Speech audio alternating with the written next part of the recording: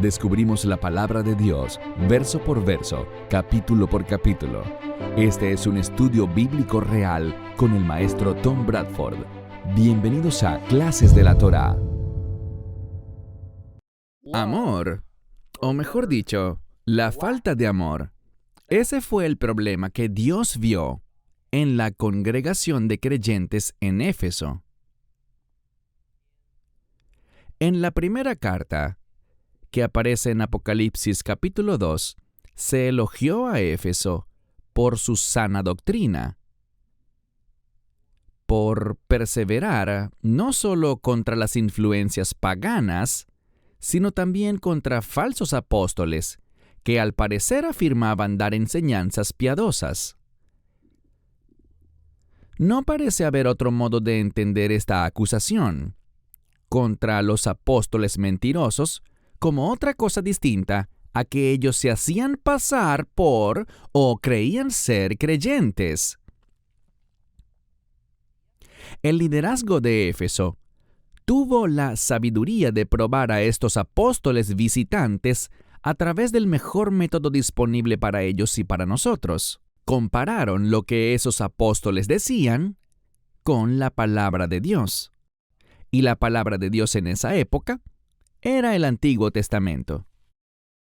Hay muchas opiniones sobre lo que indicaba exactamente esta falta de amor en la congregación de Éfeso.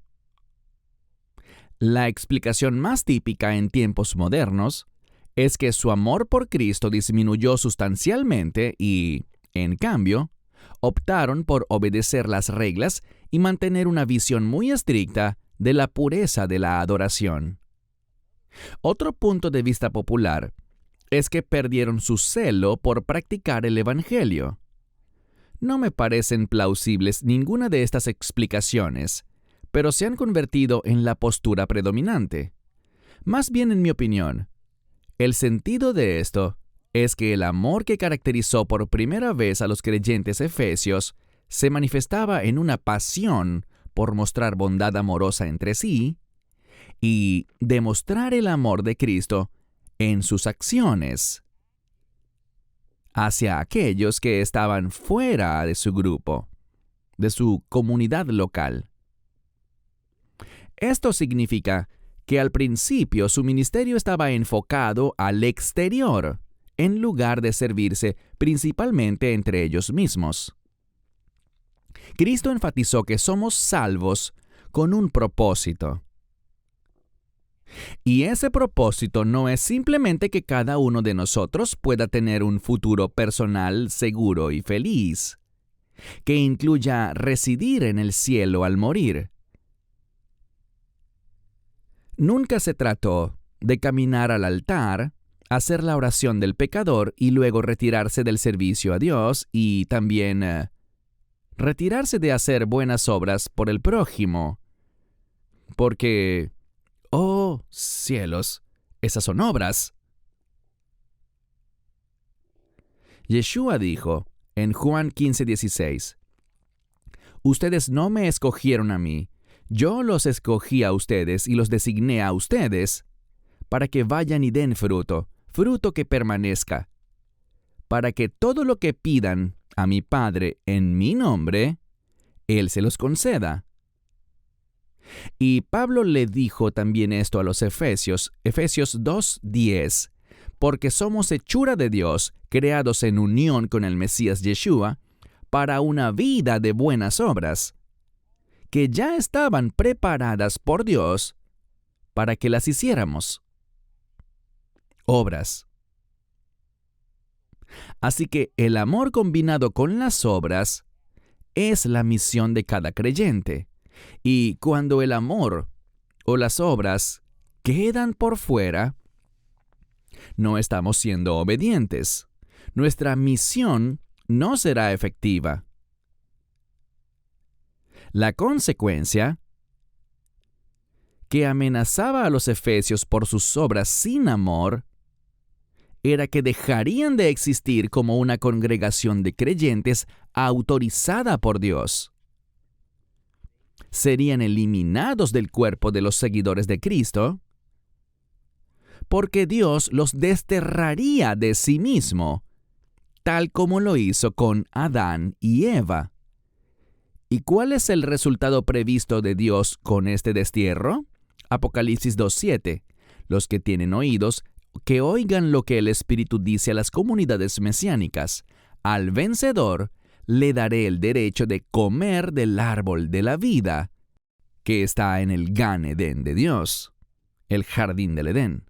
Se nos dice directamente en Apocalipsis 2:7 que aquellos efesios que se aparten de este pecado de las obras sin amor, comerán del árbol de la vida.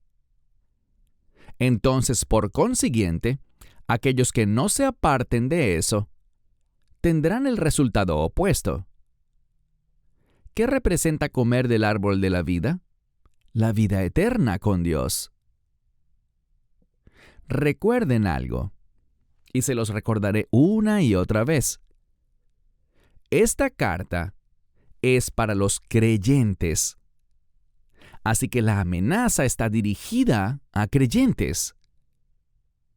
Bien, la siguiente carta es para los creyentes de Esmirna. Volvamos a leer el contenido de esta carta. Abran sus Biblias en Apocalipsis capítulo 2. Comenzaremos en el verso 8.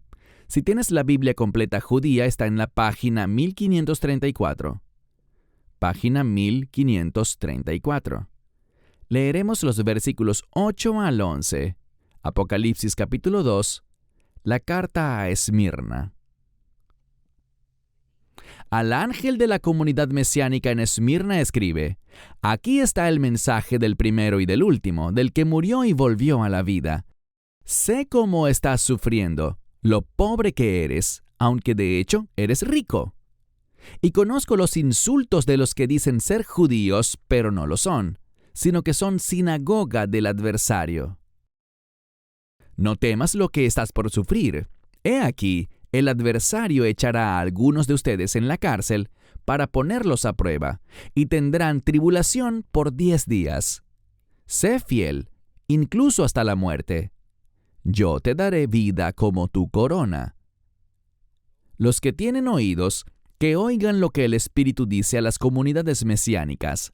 El vencedor no sufrirá daño de la segunda muerte.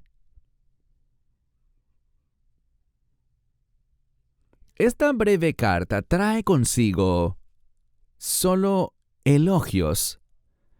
Solo contiene elogios a la congregación en Esmirna, y no contiene amonestaciones sobre nada que desagrade a Dios, algo que cualquier congregación de creyentes desearía escuchar. Sin embargo, sí contiene una advertencia sobre la persecución que se avecina. El verso 8 comienza la carta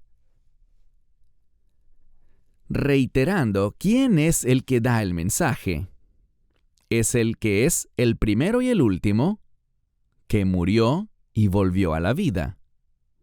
Así que tenemos a este ser divino describiéndose a sí mismo con una mezcla de las descripciones tradicionales del Antiguo Testamento del Padre, el primero y el último, con las descripciones tradicionales del Dios Hijo del Nuevo Testamento, quien murió y volvió a la vida.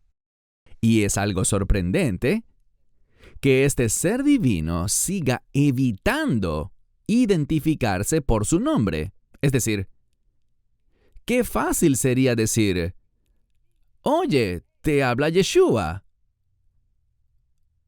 o alguna identificación que sea definitiva. Pero no lo hace. En realidad, también es característico de Juan describir a Dios de una manera misteriosa, sino ambigua, tal como lo hace el ser divino de la visión de Juan en Apocalipsis. Si vemos los escritos anteriores de Juan, encontramos que comienza su relato del Evangelio con estas palabras memorables. Juan 1:1. Casi que todos lo sabemos de memoria. En el principio existía el Verbo, y el Verbo estaba con Dios, y el Verbo era Dios. Él estaba con Dios en el principio.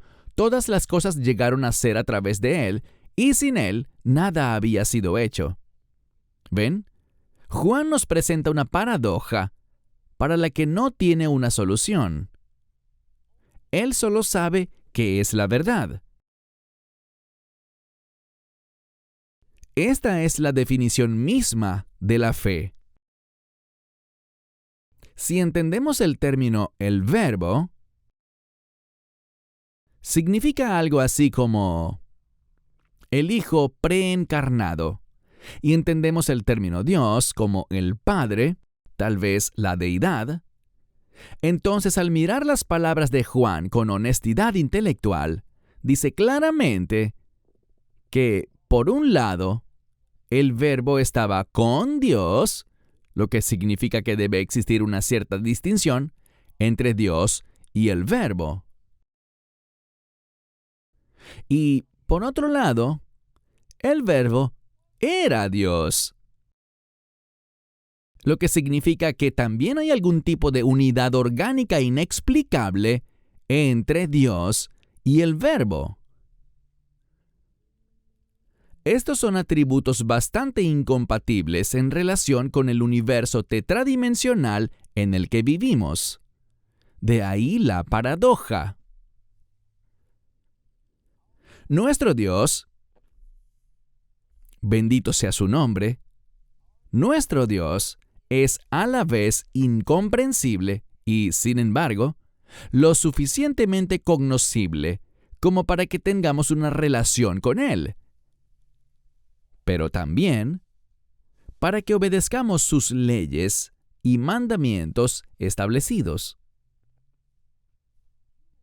Los seres humanos en todas las épocas se han visto en la tentación a ir más allá de la fe en Dios y la obediencia a Dios, al definir y redefinir sus atributos y su sustancia. Y los resultados han producido que nuestra fe se haya fragmentado en miles de denominaciones. Es inútil. Es casi un autoengaño que nosotros, sus adoradores, creamos que nosotros o cualquier ser humano podría comprender adecuadamente esta misteriosa paradoja de la sustancia y la forma del Dios Todopoderoso que Juan nos presenta en su Evangelio y que continúa en el libro de Apocalipsis. Como pronto verán, al inicio de cada una de estas 7 cartas, este ser divino de la visión de Juan se describe a sí mismo de manera un poco diferente, pero sigue sin decir su nombre. O mejor dicho, sigue añadiendo varias pistas informativas para darnos una mejor idea de su naturaleza.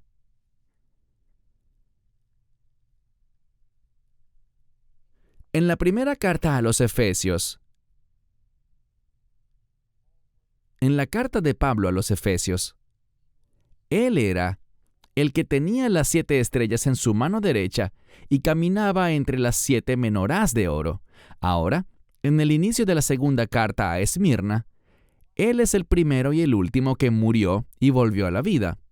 Perdón, cometí un error, dije la carta de Pablo. Quise decir la carta de Juan a los Efesios. Es fundamental que mientras leemos lo que Juan registró para nosotros, lo tomemos. Es decir, tenemos que leerlo tal como está, tomarlo tal como está. Y eso incluye aceptar con fe descripciones de Dios que a veces se salen de la norma, en esas diversas formas y roles que encontramos en Apocalipsis, y preocuparnos menos por asignar un nombre específico que ni Dios ni Juan nos dan. La ciudad de Esmirna era una ciudad portuaria muy rica, y era un centro de culto igual de idólatra que lo era Éfeso. El culto al emperador era el sello distintivo de Esmirna, estaba a unos 64 kilómetros al norte de Éfeso, y en el Nuevo Testamento no se menciona que Pablo o cualquier otro evangelista la haya visitado. Así que no está claro cómo llegó el Evangelio por primera vez a esa ciudad. Pero las palabras de esta carta muestran que esta ciudad tenía al menos una sinagoga, quizás más, lo que significa que tenía una población judía considerable. Lo que debemos concluir es que la congregación de creyentes de Esmirna era una pequeña minoría, por lo que tendrían las mismas dificultades que los creyentes de Éfeso. Dentro de este contexto, es importante que entendamos bien el versículo 9. Al poner varias versiones de la Biblia una al lado de la otra, vemos una serie de interpretaciones algo diferentes de este versículo. Comparemos solo 3 versiones. En la Biblia completa judía que leímos hace unos minutos, Apocalipsis 2:9 dice: «Sé cómo estás sufriendo, lo pobre que eres, aunque de hecho eres rico, y conozco los insultos de los que dicen ser judíos pero no lo son, sino que son sinagoga del adversario». En la versión King James en inglés dice: «Yo sé tus obras, y tu tribulación, y tu pobreza, pero tú eres rico, y sé la blasfemia de los que dicen ser judíos y no lo son, mas son la sinagoga de Satanás». En la Biblia NET en inglés: «Yo sé la angustia que estás sufriendo en tu pobreza, pero eres rico. También sé la calumnia contra ti de los que se dicen ser judíos y realmente no lo son, sino que son una sinagoga de Satanás». Ninguno está incorrecto como tal, pero algunos bien sea resaltan u omiten por completo algunos puntos importantes que están en el texto griego. Por ejemplo, la Biblia completa judía y la Biblia NET parecen pasar por alto 2 palabras importantes que están al inicio del verso en el texto griego: ergon y thlipsis.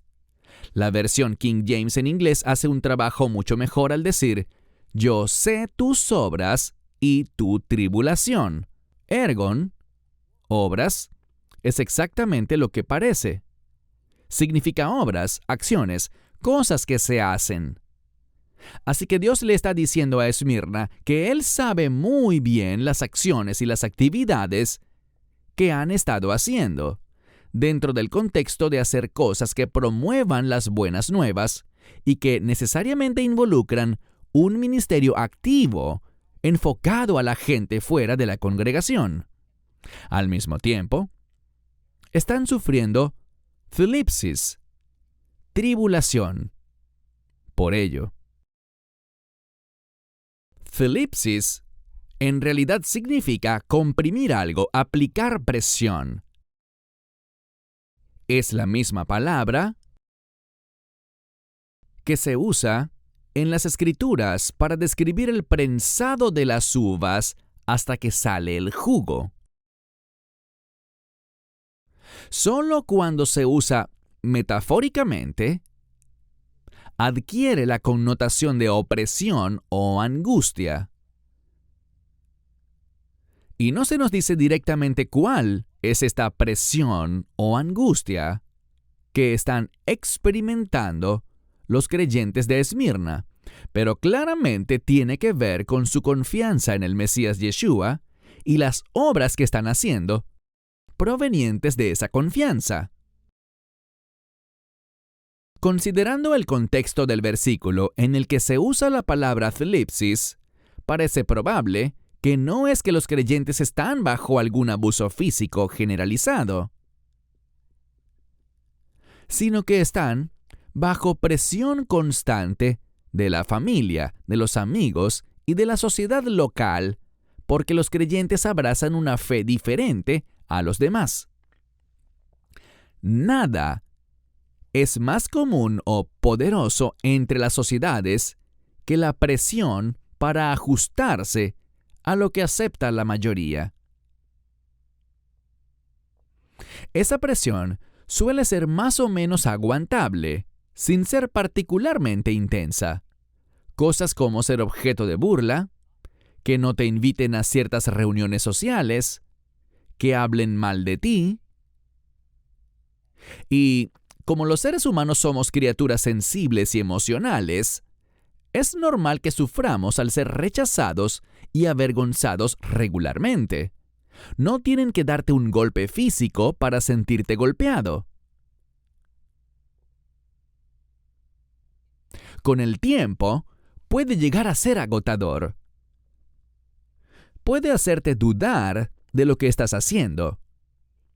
¿Qué te hace tan diferente de las normas sociales? Y lo otro que quiero decir sobre la palabra thlipsis es que esta palabra puede traducirse correctamente como tribulación. Encontramos que thlipsis se usa en relación con los tiempos finales. Y especialmente entre los cristianos evangélicos, casi todos han oído hablar de la tribulación o la gran tribulación, o como está escrito en griego, thlipsis y megas thlipsis. Sin embargo, thlipsis es en realidad un verbo. Pero los traductores cristianos a veces lo usan en inglés como un sustantivo. Es decir, thlipsis expresa acción. Pero los intérpretes cristianos también han usado esta palabra, o mejor dicho, han hecho un mal uso de esta palabra, poniéndola como sustantivo.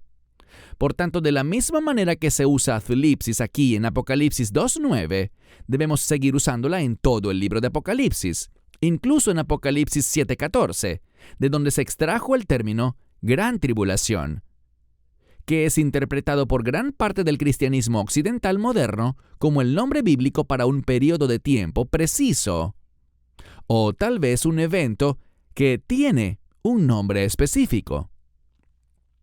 Eso no es lo que el texto quiere decir. De hecho, en versiones de la Biblia en inglés, encontramos las palabras gran tribulación en 7:14, pero la mayoría de las traducciones de la Biblia no ponen en mayúscula estas palabras porque reconocen que al hacerlo las convertirían en el nombre propio de un periodo o un evento. Y la versión King James es un buen ejemplo. Dice así: Y yo le dije, Señor, tú lo sabes. Y él me dijo, estos son los que han venido de gran tribulación. Noten que no se usó un artículo definido. Han venido de gran tribulación, no dice de la gran tribulación. Y han lavado sus ropas y las han blanqueado en la sangre del Cordero. Gran tribulación no está en mayúscula porque no es el nombre de algo. Y el artículo la no está presente en el texto griego,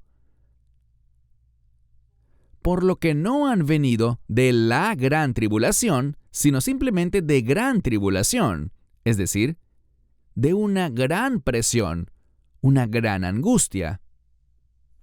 Por lo que es bastante inapropiado hablar de la tribulación o la gran tribulación como si fueran eventos futuros que tienen ese nombre. Y por supuesto, esto afecta a muchas doctrinas populares de los tiempos finales. Discutiremos esto más a fondo cuando lleguemos a esos casos en capítulos posteriores. Sigamos con el versículo 9. Dios dice que también ve su pobreza, pero en realidad son ricos. Aquí se hace una comparación y un contraste de que si bien los creyentes de Esmirna son materialmente pobres, espiritualmente hablando, su fiel confianza significa que están llenos de abundancia. Y el contexto de este versículo parece indicar que al menos parte de la razón por la que son materialmente pobres es debido a su fe en Jesucristo. Así que las presiones que ellos enfrentaron no son en absoluto como las presiones mínimas, aunque crecientes, que enfrentan los cristianos occidentales hoy en nuestros tiempos. Nuestras principales aflicciones podrían equivaler a perder algunos amigos o que algunos familiares nos vean como santurrones. Así que ya no nos invitan a las reuniones porque somos unos aguafiestas. Los creyentes de Esmirna no tenían protecciones legales como las que tenemos en Occidente. Podían quedarse sin trabajo. Es posible que la gente no comprara sus productos. Podían ser ridiculizados y humillados públicamente. Entonces, sea lo que sea que estés enfrentando hoy, como ser rechazado o ridiculizado por tu fe, eso es algo minúsculo, en comparación con lo que enfrentaron muchos creyentes en los días de Juan. Luego viene una sección muy difícil del versículo 9. Miremoslo de nuevo, porque quiero que vean esto. Es donde dice: «Y conozco los insultos de los que dicen ser judíos, pero no lo son, sino que son sinagoga del adversario». Ahora bien, por extraño que parezca, a pesar de que casi todos los comentaristas y pastores de la Biblia estarían de acuerdo en que una regla aceptada de la hermenéutica bíblica es que cada vez que encuentres una palabra o frase en las Escrituras que tiene sentido en su simple lectura, así es como debe entenderse, sucede lo contrario cuando interpretan este versículo. En lugar de entenderlo tal como está, ya que tiene mucho sentido hacerlo, los comentaristas emplean el uso de la metáfora y la alegoría para darle vuelta a su significado obvio. ¿Por qué? Para hacer que encaje con las doctrinas establecidas desde hace tiempo, que se basan en una mentalidad antijudía. El versículo habla de todos los que dicen ser judíos, pero que no lo son. Está bastante claro. Y aún así, casi todos los comentaristas de la Biblia lo interpretan como que son judíos que en realidad son judíos. Pero son judíos que vienen a judaizar, lo que significa que de alguna manera ya no son judíos en la mente de Dios. Es decir, que si los judíos judaizan, lo que sea que eso signifique, a varias personas, entonces los comentaristas bíblicos asumen que por eso Dios los descalifica como judíos. En ninguna parte se encuentra tal cosa en el Nuevo Testamento. En ninguna parte dice que un judío es despojado de su condición de judío por Dios o por otros judíos debido a alguna creencia o acción que ha tomado, a menos que ese judío hubiera renunciado personalmente a su propia condición de judío. Entonces, no solo es falso decir que esto solo puede referirse a judíos judaizantes, sino que también evita lo obvio. Esto habla de gentiles que llegaban y decían ser judíos. Esto no es muy difícil de entender, porque las personas o son judías o son gentiles. No hay una tercera opción. Si como Dios dice, estas personas dicen ser judías pero no lo son, bueno, solo queda la otra opción. Son gentiles. Pero ¿por qué los gentiles vendrían a la congregación de Esmirna diciendo que son judíos? Porque el judaísmo, contrario a lo que uno imagina, y por cierto, esto lo confirmé en una conferencia a la que asistí la semana pasada, el judaísmo era una religión bastante popular en el siglo I después de Cristo. Muchos gentiles se convirtieron al judaísmo, pero especialmente en la diáspora, ellos practicaban su propia versión de la religión judía, una versión muy helenizada de la religión judía. Sin embargo, tal como lo vemos en nuestros días, muchos gentiles creen que por tener una gran afinidad con el pueblo judío, o practicar muchas de sus tradiciones, o incluso por asistir a una sinagoga judía, también llegan al extremo de presentarse como judíos.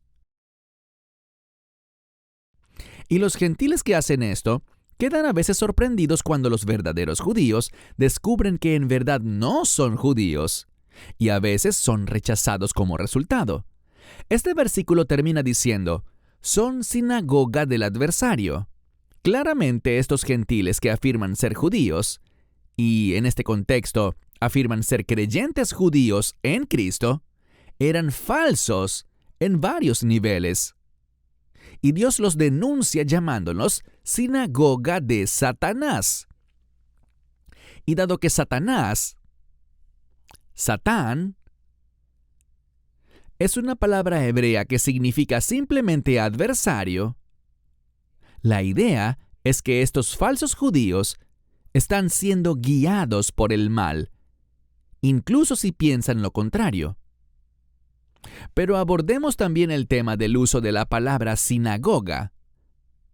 De hecho, encontramos que aquí se utiliza la palabra griega sinagoge, que puede significar asamblea, al igual que eclesia significa asamblea.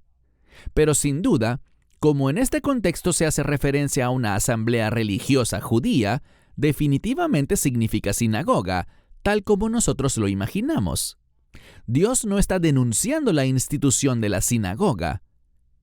Más bien, dado que los creyentes de Esmirna se reúnen como una sinagoga dirigida por judíos, entonces es un juego de palabras acusar a los falsos judíos de ser una falsa sinagoga, una sinagoga que no es de Dios, sino del adversario.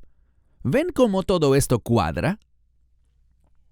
En el verso 10 viene una advertencia de la persecución que se avecina. Quiero que presten atención. La creencia actual de muchos cristianos es que no sufriremos persecución en los tiempos finales, sino que seremos llevados en un evento llamado el rapto o el arrebatamiento, y vamos a evitar todo esto. Pero aquí tenemos un grupo de creyentes en Esmirna que solo recibe comentarios positivos de Dios. Y aún así se les informa que sufrirán persecución.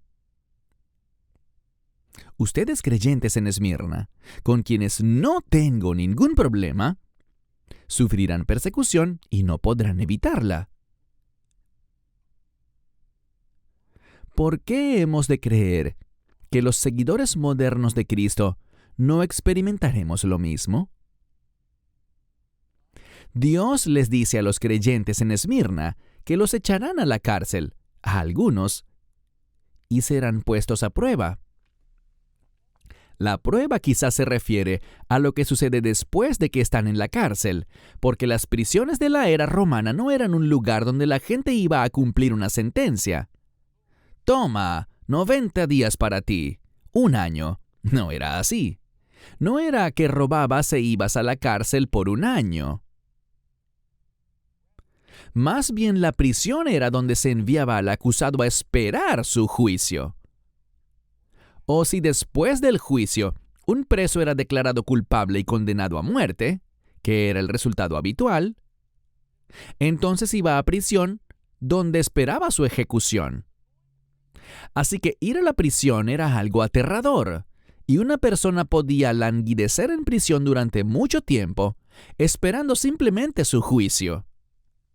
De hecho, para cualquier persona, eso sería una prueba. Pero para un creyente, a quien probablemente le inventarían cargos en su contra por personas que presentarían falsos cargos para acusarlo por ninguna otra razón que la intolerancia contra su fe, era aún más difícil mantenerse fiel a esa fe.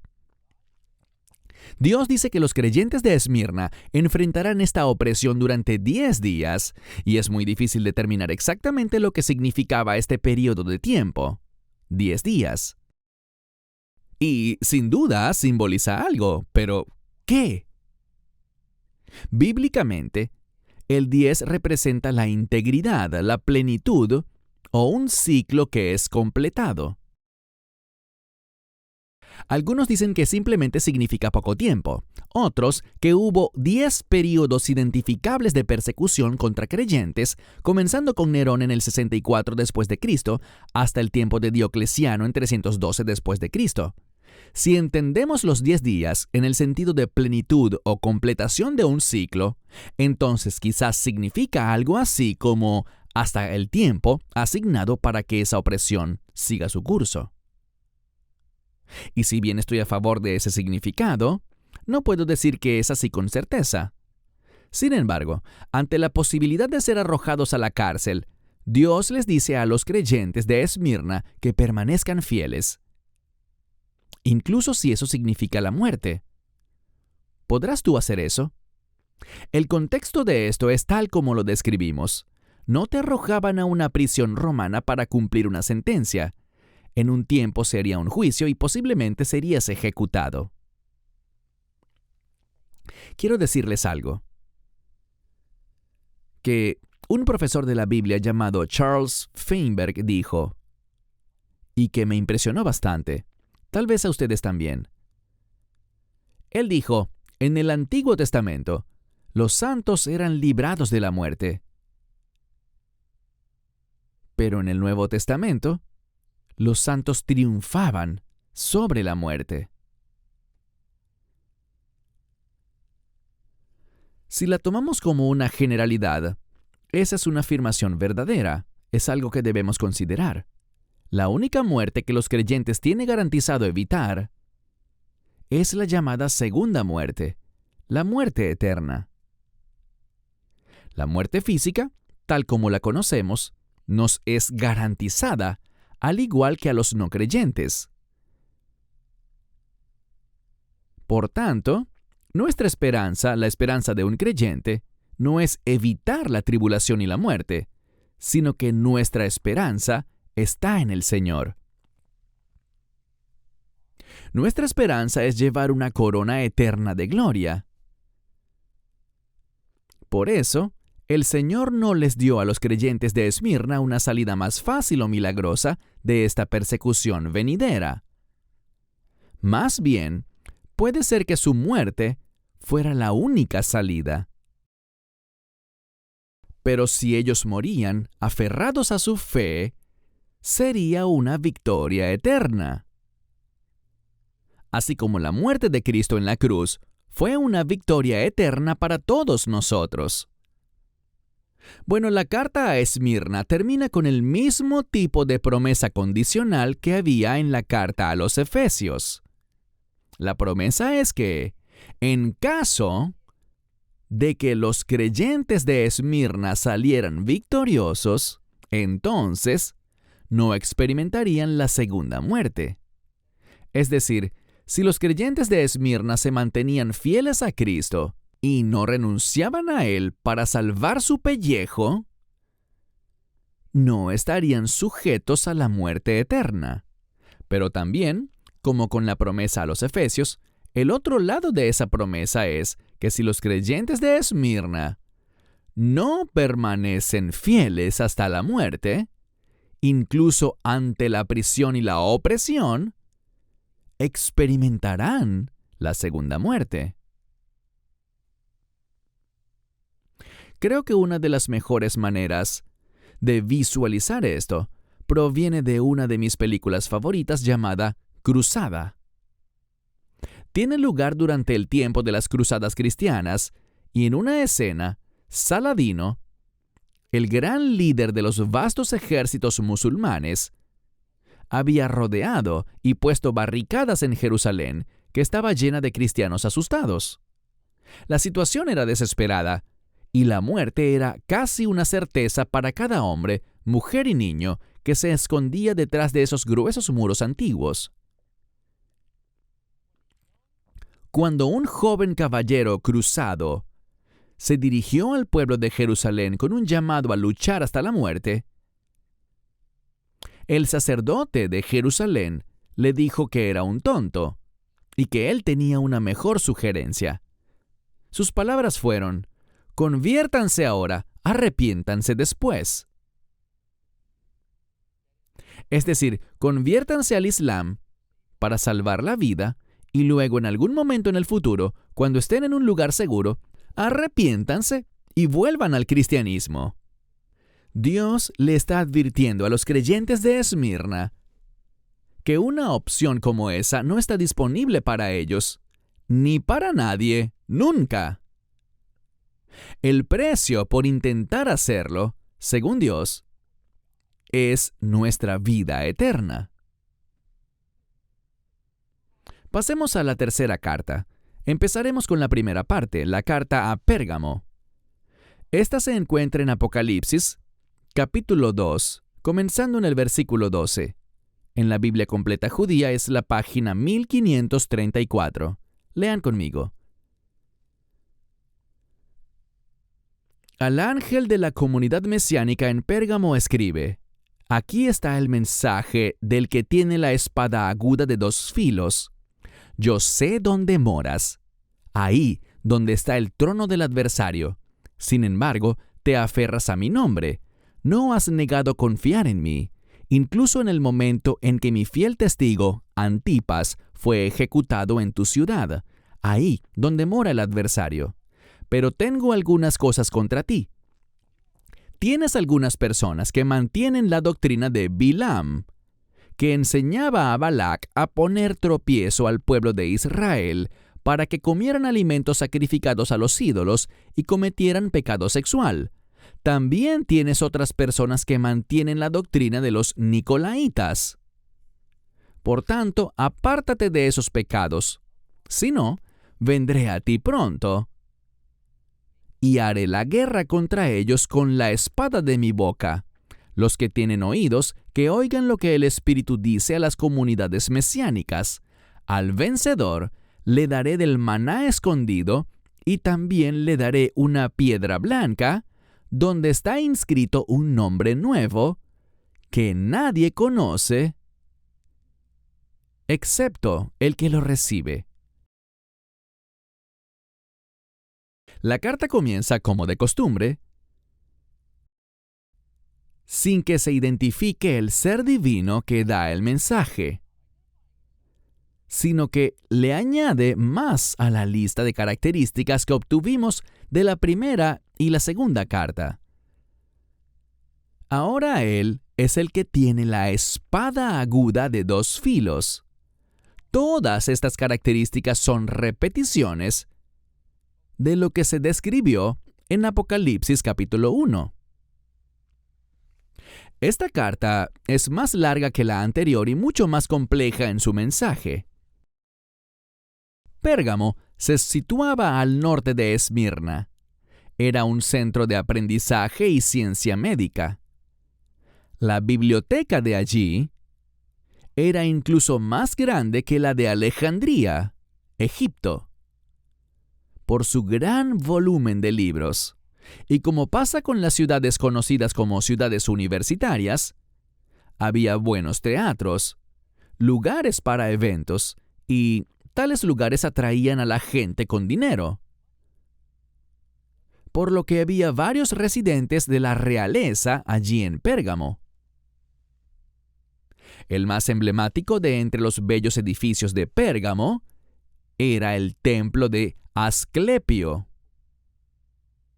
Allí sería hallado un símbolo similar bastante familiar para muchos de nosotros y especialmente para el mundo de la medicina: la serpiente enrollada o el esculapio.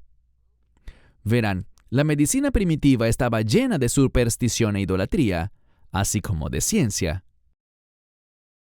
De hecho, la práctica temprana de la medicina estaba directamente asociada con la adoración de Satanás. Es en este entorno que existía la congregación de creyentes en Pérgamo, por lo que proporciona el contexto para esta carta.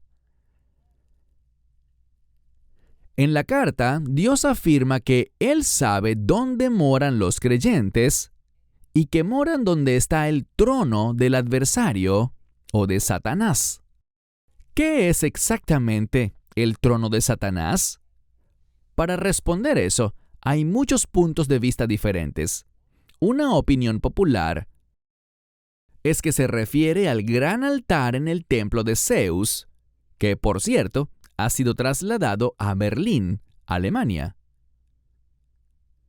Otra opinión es que esto se refiere a Pérgamo en general, ya que albergaba muchos templos ornamentados para los dioses, y por tanto, el término trono de Satanás es más un epíteto desagradable que una pieza real de arquitectura. Es decir, el trono de Satanás solo significa que Pérgamo era una ciudad supremamente malvada ante los ojos de Dios, una especie de Sodoma de esa época. Otro punto de vista que me parece muy probable, aunque no sabría con certeza, es que se refiere a que en el templo de Asclepio tomaron la serpiente de bronce levantada en el asta, según cuenta el libro de Éxodo en la Torá, la volvieron un símbolo pagano y la adoraron. Hasta este punto, no hay evidencia sólida para probar ninguna de estas teorías, pero sin duda, sabemos que Dios veía a Pérgamo como una ciudad llena de maldad incomparable, y eso hacía que el vivir allí, como creyente, fuera terriblemente difícil, con tantas tentaciones. En esta difícil circunstancia, Dios elogia a estos creyentes en Pérgamo por aferrarse a su nombre. Ahora, aferrarse a su nombre generalmente se interpreta dentro del cristianismo como que seguían llamándose cristianos.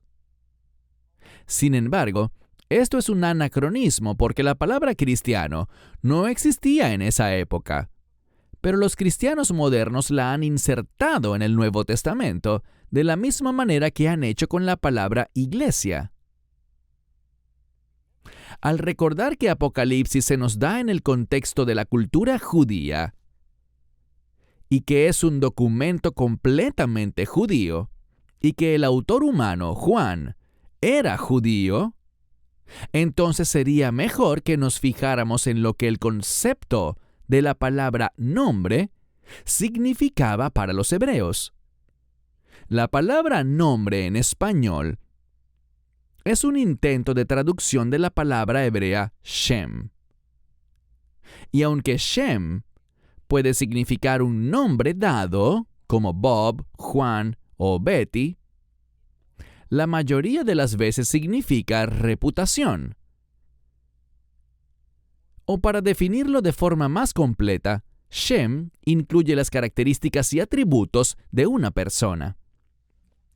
Por tanto, cuando leemos que los buenos creyentes de Pérgamo se aferraron al nombre de Dios, significaba que seguían comportándose a la manera de la reputación de Dios, para respetarlo a Él, y no comenzaron a identificarse con algún otro Dios en la ciudad para hacer sus vidas un poco más fáciles. Los creyentes también eran bastante valientes, porque no negaban al Señor, incluso cuando un miembro muy respetado de su congregación llamado Antipas fue asesinado, fue martirizado. Dios se refiere a él como mi testigo fiel. Así que Antipas claramente murió como un mártir. ¿Quién fue él? Se ha perdido en la historia. Sin embargo, después de animar a la gente, Dios dice que tiene algunas cosas en contra de ellos. Dios solo tenía una cosa contra los de Éfeso y era la falta de amor. Un amor que había en ellos al inicio de su vida como creyentes. Contra Esmirna, Dios no tuvo nada que decir. Pero la pobre Pérgamo va a recibir una lista de cosas que necesitan corrección. La lista comienza por algunos de los miembros de la congregación que se aferran a la doctrina de Bilam, que tendió una trampa a los israelitas para que pecaran. Y los pecados mencionados son comer alimentos sacrificados a los ídolos y cometer pecado sexual. Antes de explorar exactamente lo que significa mantener la doctrina de Bilam, quiero concluir la lección de hoy señalando algo realmente importante sobre los alimentos y el sacrificio de alimentos a los ídolos. Así que dejen allí sus Biblias y miren hacia acá y enciendan las células del banco de memoria, todas ellas. Voy a hacer esto en beneficio de los que no han estudiado la Torá con nosotros. Y sirve de repaso para los que sí lo han hecho. En resumen, cuando un judío habla de alimento, no lo hace de la manera en que un gentil típicamente lo piensa. Bíblicamente, alimento es algo mucho más específico, pues no significa cualquier cosa comestible. La Torá nos enseña sobre dos conjuntos de leyes relacionadas con la dieta y los alimentos.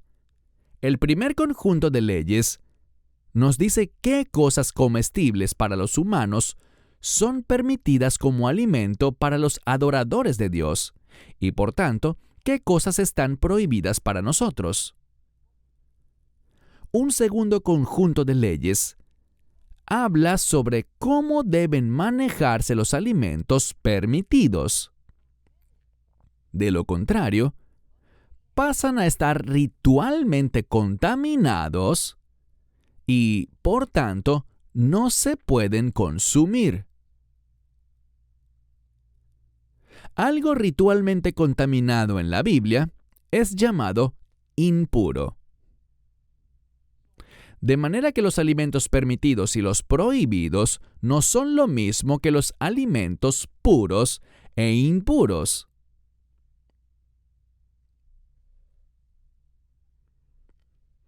Los alimentos permitidos y los prohibidos se refieren a lo que es permisible como alimento. Luego, puro e impuro se refiere al estado de pureza ritual que cualquiera de los alimentos que están en la lista de alimentos permitidos. Puro e impuro son categorías, oigan esto, que ni siquiera se aplican a los alimentos prohibidos, porque desde la perspectiva bíblica, esos no son alimentos. Por tanto, cuando tratamos el tema de alimentos sacrificados a los ídolos, estamos hablando de dos cosas: productos agrícolas y carne. Históricamente, los productos agrícolas como frutas y verduras son permitidos para los judíos, pero los vegetales pueden tornarse ritualmente impuros si no se manejan adecuadamente. Usarlos como un sacrificio a un ídolo es una de esas formas en que se convierte un alimento permitido en uno ritualmente impuro, entre muchas otras. Por otro lado, solo hay ciertas carnes que están permitidas para los judíos, como la carne de cerdo, por ejemplo, que no está permitida, no importa si ha sido sacrificada a un ídolo o no. Igual no se puede comer. Por tanto, desde la perspectiva bíblica, cuando leemos sobre carne que no puede ser sacrificada a ídolos y ser ingerida por adoradores de Dios, solo se refiere a las carnes permitidas, como carne de res, oveja y cabra. El problema es que, aunque están entre las carnes permitidas, se han vuelto ritualmente impuras en el momento en que se ofrecen a ídolos paganos. Así que ya no son aptas para que las coman adoradores de Dios, incluidos los creyentes, judíos o gentiles. Seguiremos con la carta a Pérgamo en nuestra próxima lección. Para más enseñanzas de un estudio bíblico real, redescubriendo la palabra de Dios con Tom Bradford, visite toraclass.com o descargue la aplicación móvil de Torah Class.